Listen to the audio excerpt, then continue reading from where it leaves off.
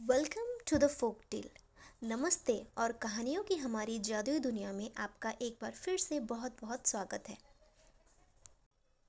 आज हम आपको सीधे पश्चिम अफ्रीका की जीवंत लोक कथाओं में ले जा रहे हैं, जहां हमारा सामना एक ऐसे चरित्र से होगा जो आकार में छोटा है, लेकिन जिसकी चालाकी और आत्मगौरव बहुत विशाल है। वह शरारती मकड़ी अनंसी। आज की हमारी कहानी है उस घमंड की जो ज्ञान के घड़े से भी भारी निकला। बहुत समय पहले की बात है, जब मानव संसार में समझदारी और बुद्धिमत्ता का प्रकाश पूरी तरह से नहीं फैला हुआ था।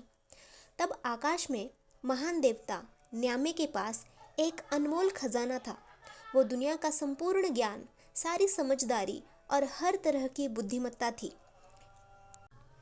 जिसे उन्होंने सावधानी पूर्वक एक बड़े गोल घड़े में, सुंदर मिट्टी के घड़े में बंद करके रखा था। न्यामी ने यह फैसला किया कि अब समय आ गया है जब ये ज्ञान पूरे ब्रह्मांड में फैल जाए। लेकिन इस काम के लिए उन्हें किसी असाधारण रूप से चतुर व्यक्ति की आवश्यकता थी। उन्होंने तुरंत अपने सेवक अनंसी मकड़ी को चुना। अनंसी को ये महत्वपूर्ण कार्य पाकर अत्यधिक गर्व महसूस हुआ। उसने सोचा कि जब तक ये ज्ञान पेड़ के ऊपर नहीं पहुंचा देता, तब तक सारा ज्ञान उसी का ही है और वो संसार में सबसे बुद्धिमान कहलाएगा।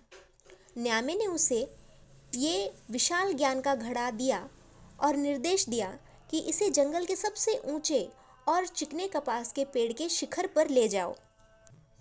अनंसी ने घड़े को एक मजबूत बेल से बांधा। उसका अहंकार इतना बड़ा था कि उसने सोचा, ये सारा ज्ञान मेरा है, मुझे किसी की मदद की ज़रूरत नहीं। उसने घड़े को किसी कीमती सामान की तरह अपने पीठ पर लाद लिया और चढ़ाई शुरू कर दी। जैसे ही उसने पेड़ के सीधे तने पर पैर टिकाया, भारी घड़ा लगातार पीछे की ओर फिसलने लगा और बार बार धमाके के साथ उसके सिर के पीछे वाले हिस्से पर टकराता रहा। अनंसी छटपटाया। उसके छोटे पैर फिसलते रहे और वो हर कदम पर अपनी ताकत को कोसता रहा। वो धीमी गति से ऊपर चढ़ रहा था, पर घड़े के गलत तरीके से बंधे होने के कारण उसकी आधी ताकत तो घड़े को टकराने से रोकने में ही खत्म हो रही थी। ठीक तभी नीचे घास में छिपा बैठा उसका छोटा बेटा नितकुमा अपने पिता के संघर्ष को देख रहा था।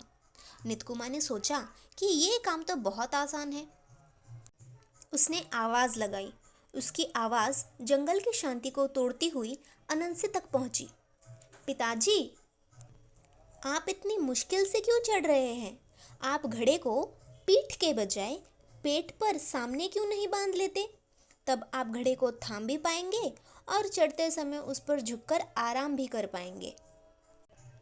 अनंसी ने एक गहरी सांस ली और रुक गया।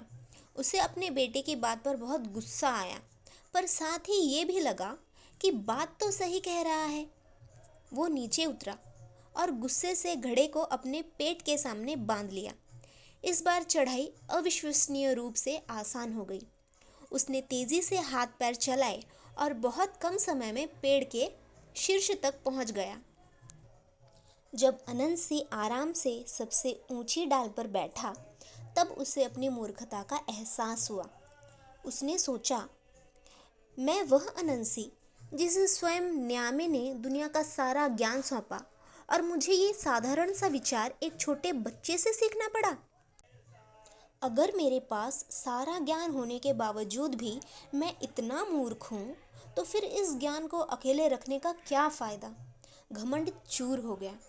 वो विनम्रता के साथ अजीब से स्वर में उसने क्रोधित होकर घड़े को नीचे ज़मीन पर पटक दिया। घड़ा कई टुकड़ों में चूर चूर हो गया और उसके भीतर का सारा ज्ञान खुशबूदार हवा बनकर पूरी दुनिया में बिखर गई। ये ज्ञान नदी, नाले, जंगल, शहर, गांव, गली, गूंचे, मोहल्ले और पूरी दुनिया में फैल गई।